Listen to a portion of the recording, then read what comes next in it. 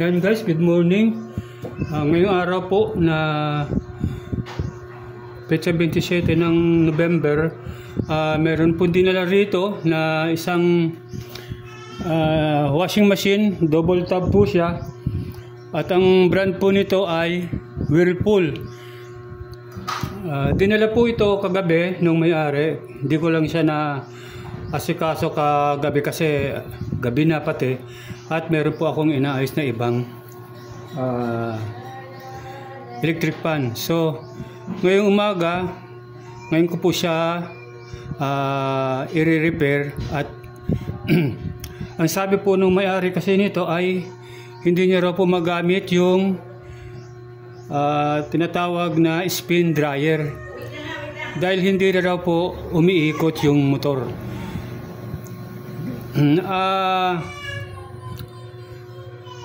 Hindi na po umikot yung motor. So, yan po yung ating titignan. At bago po natin ito buksan, i-test po natin yung kanyang cords ito. Kung meron pong resistance o paggalaw po yung ating tester. Titignan po natin kung walang putol po yung kanyang cords. Ilagay lang po natin sa times 10. Ayan, times 10. Tapos kunin natin yung kanyang rod. Ito. Saka natin ilagay dito sa dalawang terminal ng cords.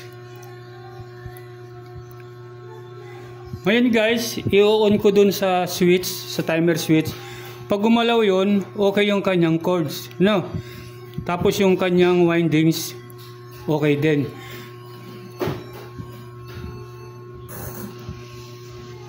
Ayan guys, nakita nyo, gumalaw yung ating pointer, pumalo po siya, kaya wala pong putol yung ating cords. At okay din po yung kanyang tinatawag na windings. Mamaya po, susubukan ulit natin kung bakit hindi po umiikot. Okay naman siguro yung windings niya. Ayan, nag-off na po yung ating switch, timer switch. Ngayon tatanggalin na po natin to. At tatanggalin po natin yung tatlong tornilyo na to dito para matanggal po natin itong takip ng washing machine.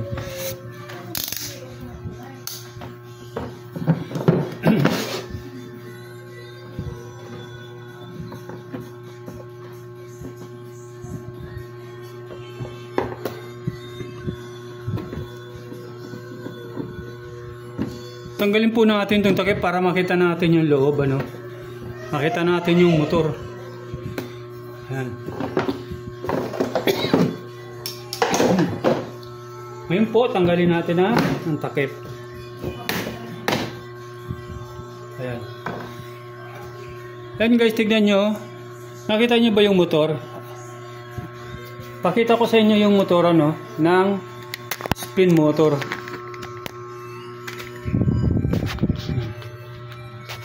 Ayan guys, ayan po siya. Ngayon try natin paikutin ito. Ayan guys, umiikot naman siya pa clockwise. Ayan, umiikot siyang clockwise. Pero pag tingnan natin ayan, pag counterclockwise guys ay maganit po siya. Ang ikot po kasi ng ating motor ay counterclockwise. Ito po. Ayan po, maganit po siya. At ayan guys, parang may nakita akong diferensya nito.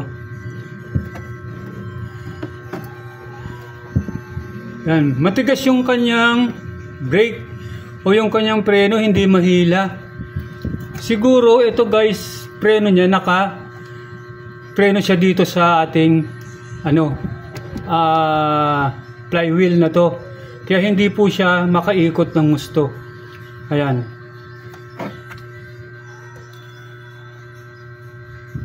Tapos po guys, may mga kalawang siya madumi na po siyang maigi. Siguro po may tubig na tumadaloy po rito o tumagas, kaya naging ganito po yung itsura niya. Kalawangin na po siya. Ayan, hanggang dito po sa ibaba.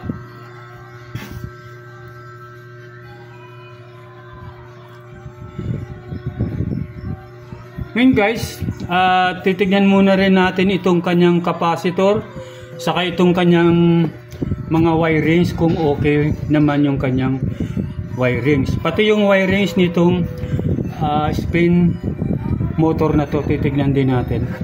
Ayan. Ngayon guys, tanggalin natin yung kanyang wirings. Ayan. Ito guys yung kanyang capacitor.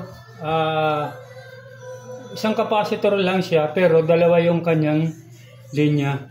Isa sa spin motor, saka isa sa was motor. Ayan. Tanggalin muna natin to para makita natin yung mga wirings niya.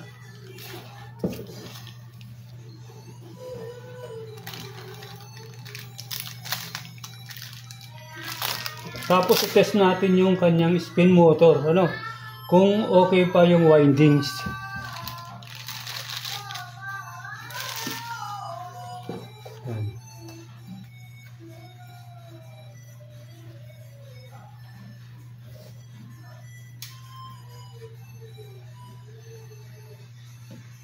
Ito guys, yung wirings ng spin motor, itong kulay gray, blue, saka itong red.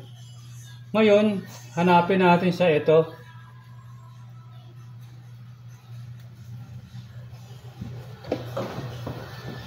Tatanggalin natin siya dito.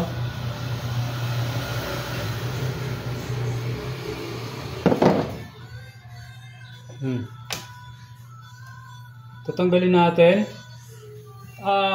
Hindi nga pala kayo magkakamali dito guys, kasi color coding naman to.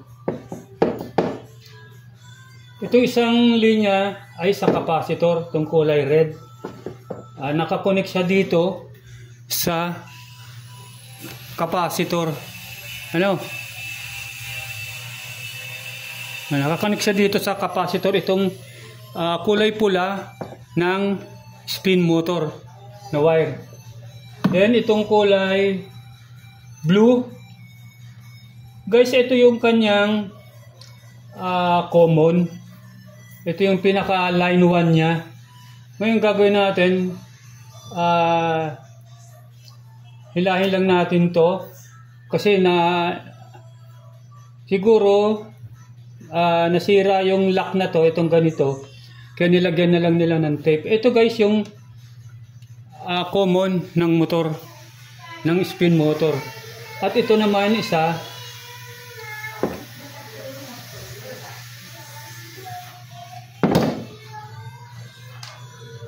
ayan. Itong isa po, itong kulay gray, ito po yung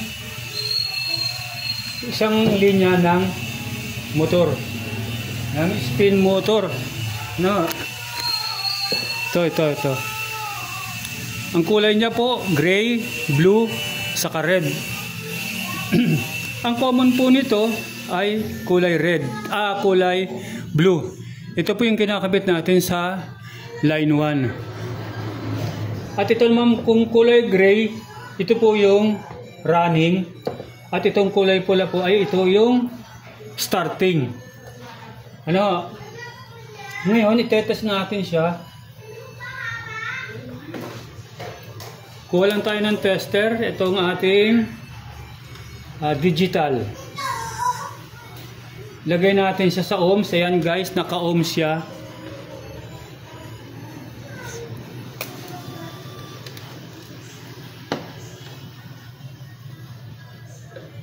Uy, nakita. Yan. Zoom natin ang ganyan. Yan guys, ito yung digital na tester. Dito malalaman natin kung okay pa yung wirings ng spin motor. Sabagay, umiikot naman siya, kaya lang mahina. Yan yung problema nito, no? Kunin lang natin tong kanyang common. Maski saan natin dito ilagay yung common, pwede naman. Ako guys, nilalagay ko kasi dito sa kulay pula. Dito sa positive ng tester. Ngayon, kunin natin tong dalawang wire. Tignan natin kung ang capacitance niya. 132 ohms. 131.8. 131.8. Excuse me. Itong kabila, 78 ohms. 78.8 ohms. Ayan. Ito guys, kulay pula, 132.0 ohms. At ang kulay gray ay 78.9 ohms. Ngayon, kunin naman natin tong red saka gray. Ayan guys, 210. May nakuha tayong 210.4. Ngayon,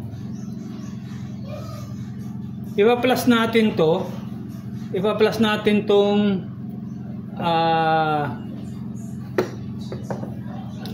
kulay blue saka pula, 131.7 ohms, or tapos ito naman 178.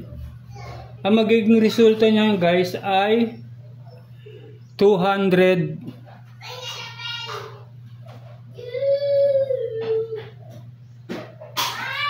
Yan. Magiging resulta niyan guys ay 210 ohms. Ayan. Kaya okay pa yung motor niya guys, walang problema pa yung kanyang windings.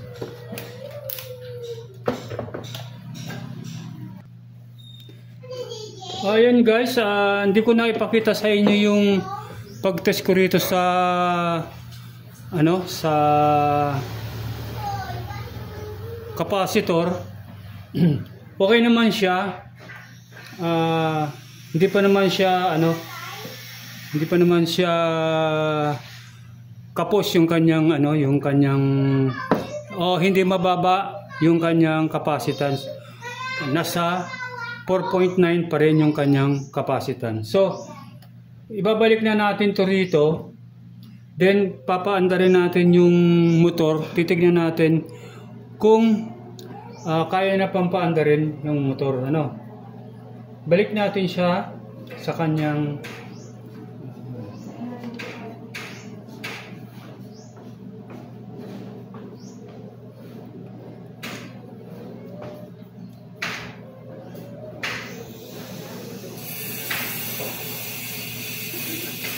tandaan nyo lang guys yung kung saan nyo tinanggal yung doon nyo rin ikakabit yung capacitor saka yung galing dito sa motor. Halimbawa ito hindi naman sila magka-color coding, pero magkabaliktad naman to guys, walang problema. Halimbawa itong pula mailagay nyo rito sa kulay itong pula na to na galing sa capacitor, mailagay nyo rito sa linya, ipalit nyo rito sa kulay yellow ng capacitor, walang problema naman po yan, okay lang. Tapos itong yellow naman mailagay nyo rito sa kulay pula na to, wala rin po problema kasi wala po siyang tinatawag na polarity. At itong gray po na to, ang gagawin natin, tatanggalin po natin to kasi ito po yung galing sa itaas sa switch, timer switch. Ikakabit po natin siya dito sa linya nito, linya ng motor, spin motor, yung kulay gray. Ngayon itong kulay yellow ikakabit naman natin dito rin sa kulay yellow. Itong galing naman sa capacitor, kabit natin dito sa kulay yellow. Kasi magka ano naman to guys, color coding siya. Ngayon guys, ito naman kulay blue, ito yung kanyang common. Ikakabit natin siya dito sa line 1. Ang line 1 guys ng ating cords ay itong kulay white. Itong kulay blue na to, ito yung common din ng wash motor. Magkasama po sila dito sa line 1.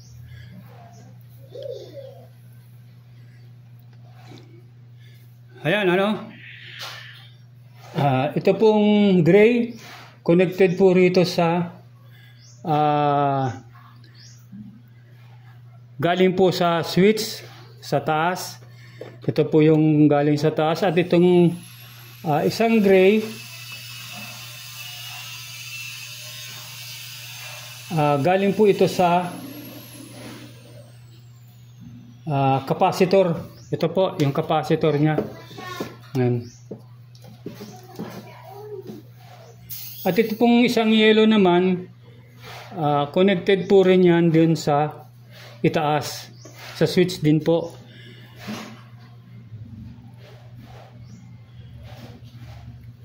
Ito. Ngayon, ito po yung kanyang starting kulay red. At itong kulay gray, ito po yung kanyang running. Ang running, ito pong running na to, connected po yan doon sa itaas ng kanyang switch timer. Ano po? Ayan.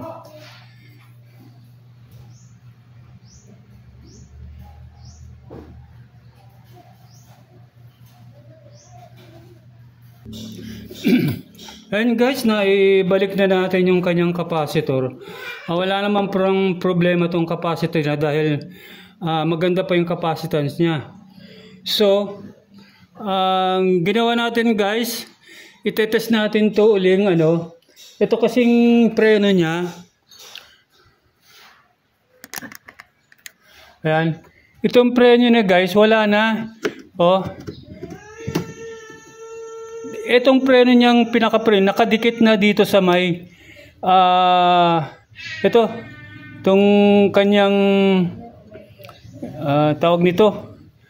Nakadikit siya dyan para parang brake drum. Yung brake drum niya guys, nakadikit na yung preno sa brake drum. Ayan. Kaya pag ikot niya ng clockwise, hindi siya makaikot ng maigi. Or mahina talaga, hindi napeprenuhan siya nitong brake pad. So nung tinanggal natin tong brake pad dito sa pagkakadikit niya rito sa brake drum niya, yan, nitinanggal ko, inurong kong pakabig, palabas. Anong tinest ko siya guys, okay yung kanyang umandar na siya ng maganda. Ayan, papakita ko ulit sa inyo guys kung maganda na talaga yung ikot niya. Yun pala guys, yung problema lang niya ito. Okay naman yung wirings niya, saka yung kanyang capacitor ay okay naman.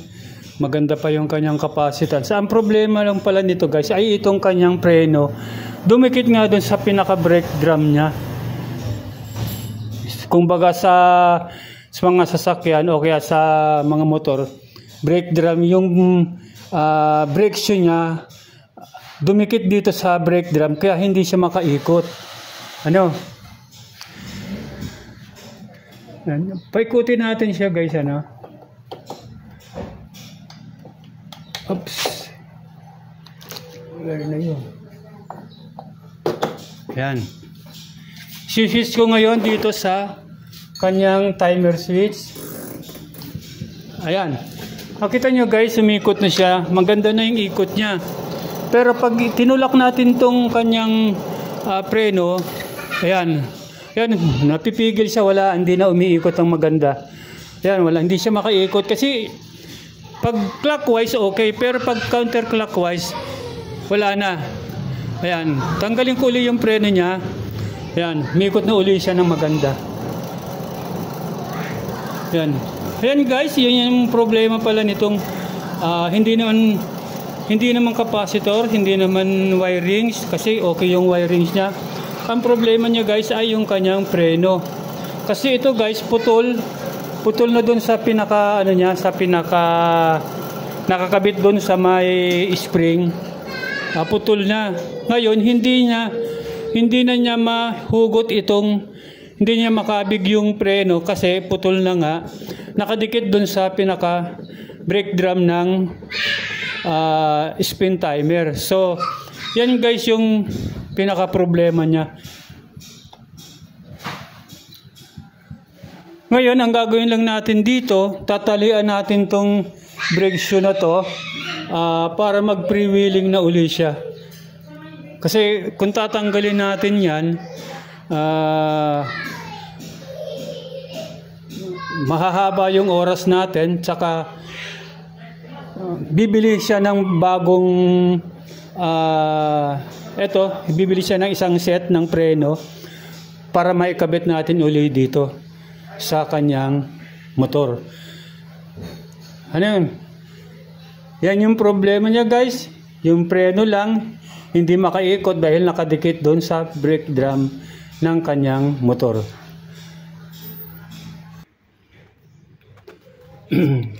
Then guys, tinalian ko na lang yung preno ng tie wire na plastic. Ngayon, ito kasing preno na ito guys, nakadikit niyan dito sa ano na to, itong umiikot niya, nakadikit na siya. Kasi ang ikot ito guys ay counterclockwise. Pag counterclockwise siya, hindi niya napipigilan niyang umikot itong kanyang itong pinaka ng motor. Ayan, brake drum niya, naiipit nito, hindi siya makaikot na.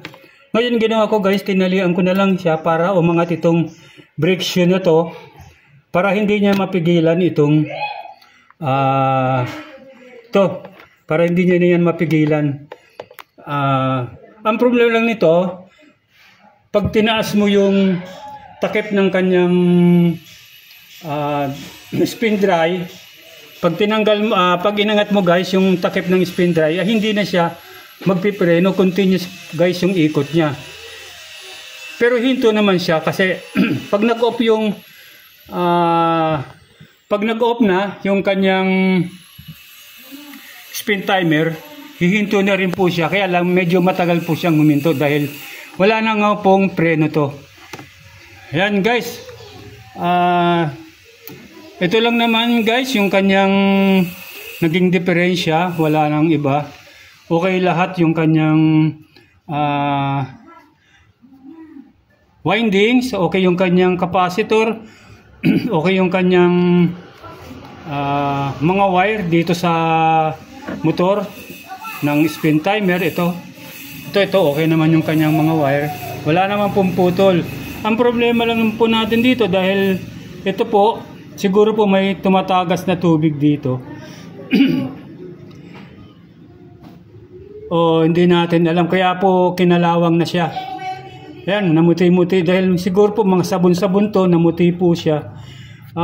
Tatanong natin po sa may-ari kung tatanggalin natin tong motor para mahanap natin yung kanyang leak kung saan banda.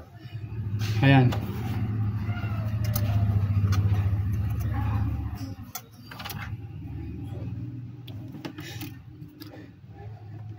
Wala na kasi to guys, yan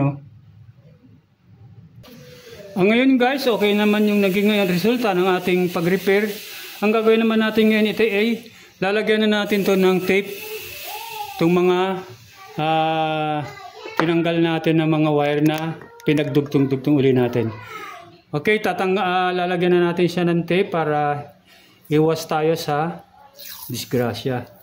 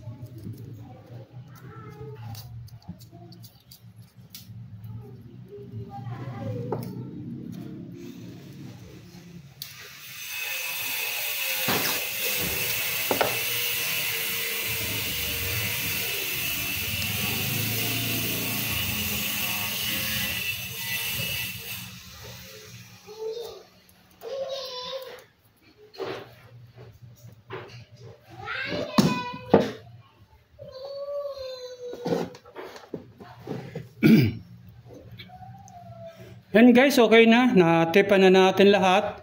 Ngayon, ang gagawin natin, pabalutin natin siya ng plastic para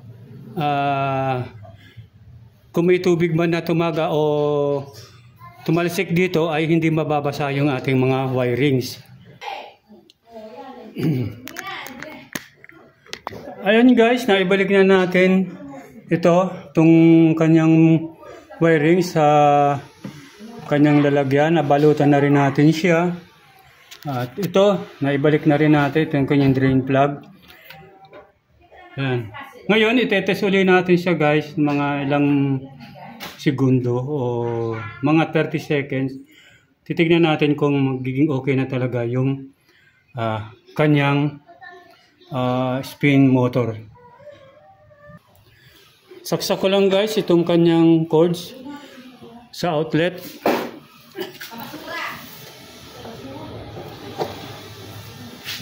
Tapos, switch natin dito sa taas. Ayan.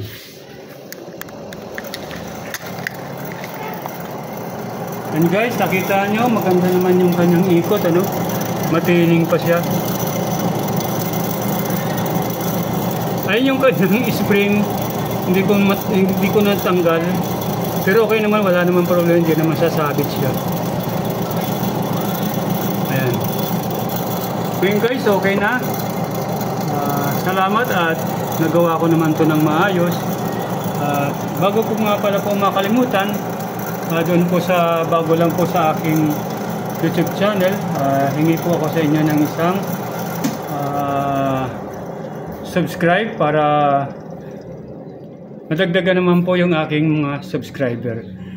At i-click nyo na rin po yung notification bell para lagi po kayong updated sa mga video ko pong ini-upload sa YouTube. At click nyo na rin po at i-share para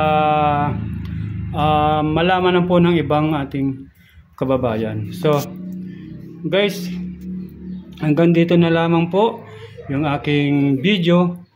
At kung may ads nga po pala ay please wag niyo pong i-skip yung video.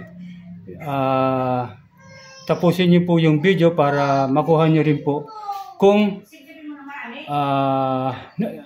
makuha niyo rin po yung nilalaman ng aking tutorial. Maraming salamat po. Hanggang sa muli po. Magpapaalam na po muna ako. Bye-bye.